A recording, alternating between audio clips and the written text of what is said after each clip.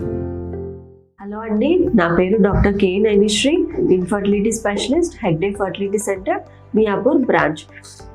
ఈరోజు మనము male infertility ప్రాబ్లంతో సఫర్ అవుతున్న వాళ్ళు ఎలాంటి ఫుడ్స్ తీసుకుంటే కొంచెం బెనిఫిట్గా ఉంటుందనే దాని గురించి తెలుసుకుందాం.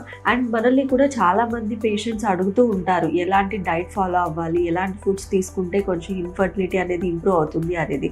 సో ముందుగా ఫస్ట్ వచ్చేసి eggs is very rich in protein content, vitamin E and selenium. So దీనివల్ల ఏమవుతుందంటే మనకి ఆక్సిడేటివ్ డ్యామేజ్ అనేది జరగకుండా స్పర్మ్ని కాపాడుతుంది and even it improves the sperm count.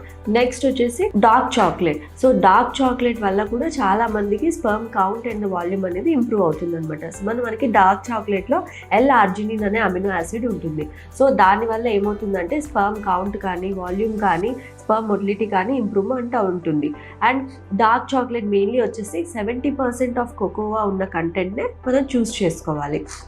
Next walnuts are rich in omega-3 fatty acids and antioxidants. So దీనివల్ల కూడా sperm count, motility, morphology అనేది ఇంప్రూవ్ అవుతుంది అండ్ ఫ్రీ రాడికల్ డ్యామేజ్ అనేది తగ్గిస్తుంది.